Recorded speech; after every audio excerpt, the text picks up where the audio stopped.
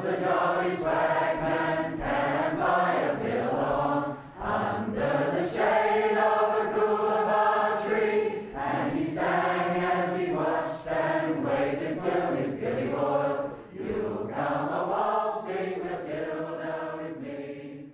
Waltzing Matilda. Welcome. Today we're actually going to be looking at Australian cuisine. We're going to be making some beautiful Australian dampers. Early on in the 1800s, the Bushmen actually used and made the damper out in the bush. They actually used the fire and the ashes on the fire to actually cook the damper. Absolutely fabulous. Their ingredients of the time were actually flour, water and salt. But today we're going to add a little bit more to our dampers to make them rich and absolutely delicious. And to do that, we're going to add in our milk, 2 cups of self-raising flour, 2 tablespoons of sugar for sweetness, 1/4 teaspoon of salt for to draw that flavour out, and 30 grams of butter. Now I'm going to show you a few techniques here which are going to help you make the best damper that you've ever tasted. First step is always sift your flour. So I'm just going to place that into my sifter in my bowl as carefully as I can. Might have to do this in 2 stages with my little sifter today. Again, just hold the sifter directly over your bowl and with your hand gently tap. If you just move your hand and keep the sifter still, that way you won't get flour being drifted all over your bench and you keep a nice tidy workspace. I'm just going to carefully sift that in and we'll do the last little stage here. And we'll tap that in and sift that in. At this stage too, we could probably even add our salt as well, and our sugar too, so we can add that in the last sifting there. Okay, so we're just going to sift all our dry ingredients together, and that's going to make it nice, light and airy. And traditionally, if any of those insects or weevils got into the flour, sifting was a great way to make sure that they didn't end up in your prize-winning scones or cakes. Okay, so now that we've sifted our flour, what we're going to do is we're going to actually rub our butter into our flour and salt mixture. So I'm just going to place that. Now I've actually cubed the butter into tiny little pieces, as you can see there. That's just going to help the rubbing in process go a lot quicker.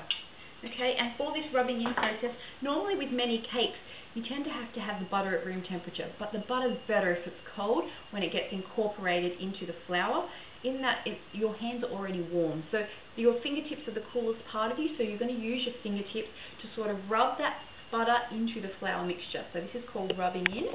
So I'm just going to rub the flour and the butter together, incorporating the butter throughout.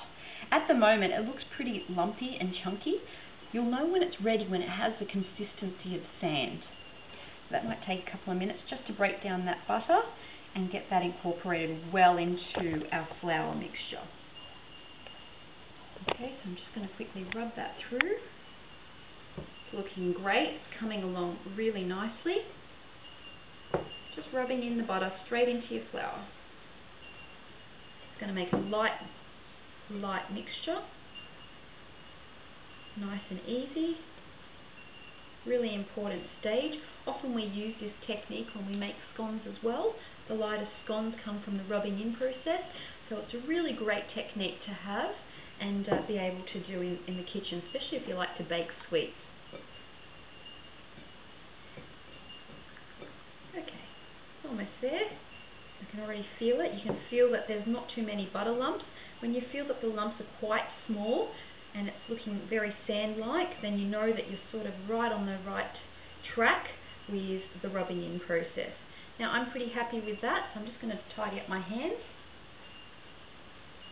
Okay, now you've actually got your flour. We're now going to incorporate the milk into the flour to make the dough. To do that, I'm going to create a well, so if you can come in and have a look. I'm just creating a well in the centre. I'm then going to pour the milk into the well. It's a nice easy way to contain the liquid, and it'll be nice and easy to bring the two together. Always pour your liquids into your dry ingredients, it's a good tip. Now I'm going to use a butter knife rather than a wooden spoon, and I'm actually going to be doing a cutting action. I'm not going to be stirring as much, but I want to cut the flour and the milk together to bring it to a soft, beautiful dough. So I'm just going to cut through that. This is a great technique as well if you love scones with jam and cream. To do the same similar, I suppose, technique would work brilliantly, and it makes the most lightest feather light scones that you've ever had. Now the scones we're making today, the damper we're actually making today is quite, it's a little bit sweeter. It's probably sweeter than what the Bushmen back in the 1800s are familiar with, but that's okay. I think for our purposes in our food technology class, these will be absolutely delicious. Now as you can see, just by you doing a knifing or just cutting that flour into the dough, we've actually made a nice soft dough. It still looks a little bit sticky, but this is where we just need to stop and do our kneading. Now on my cutting board, I've got a little bit of flour. I've just pulled a little bit there. It's a bit too much, so I'm just going to spread it over my board. Any excess I'll keep, because if the dough's sticky, and depending on the humidity in the air, can mean that we might need to add more or less flour. So I'll just move the bulk of it to one side. I can always draw more flour back in when I'm kneading. The best way is to feel it with your hands. You'll know when the dough is ready or the damper dough is ready to go. Okay, sometimes your fingers get a little sticky, and all I'll do is I'll just rub them in that little pile of flour, and that can sometimes be enough to help the sticky process. Okay, so now here we go. We're just going to knead this lightly. I can already feel it's quite a good dough. Okay, I'm just going to knead it lightly, not too heavy, again with the heel of my hand, and I'm just going to rub that in there, okay, until I get a bit of a smooth consistency. Move it around the board. If it feels like it's going to stick to the cutting board, don't be afraid to just drag in a little bit more flour if you need to, and I can feel it's a little bit sticky there, so I'll just put in a little bit more flour over my dough. Okay, and that's looking good. Nice and smooth. Okay, so now we come to the creation of making the little dampers.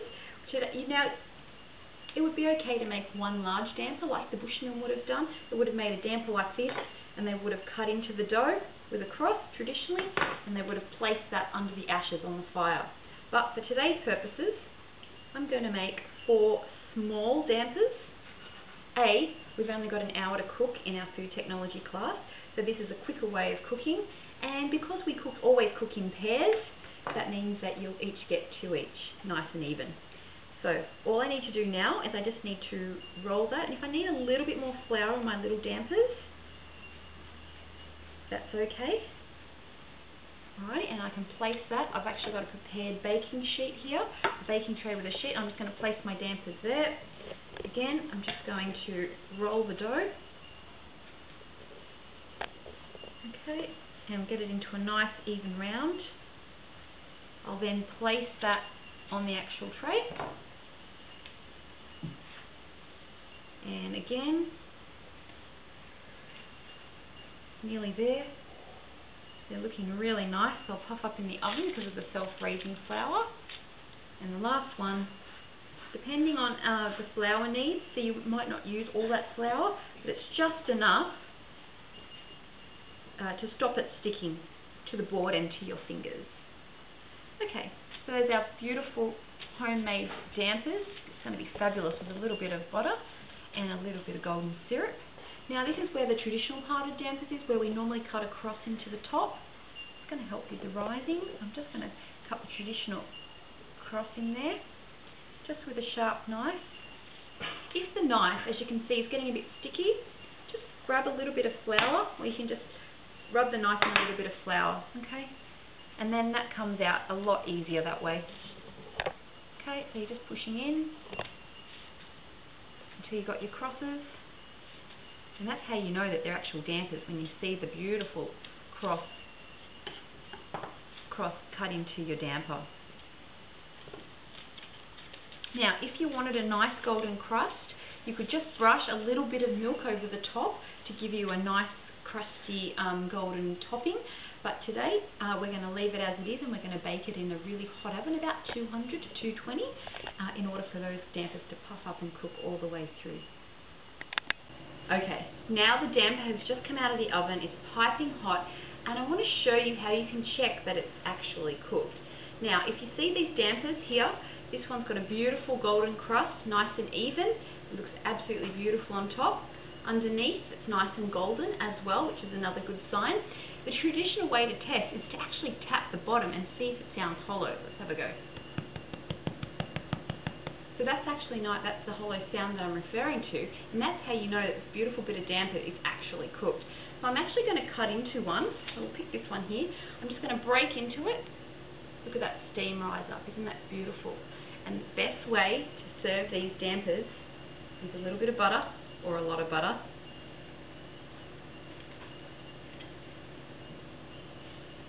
And some beautiful golden syrup. Sweet, syrupy, and delicious.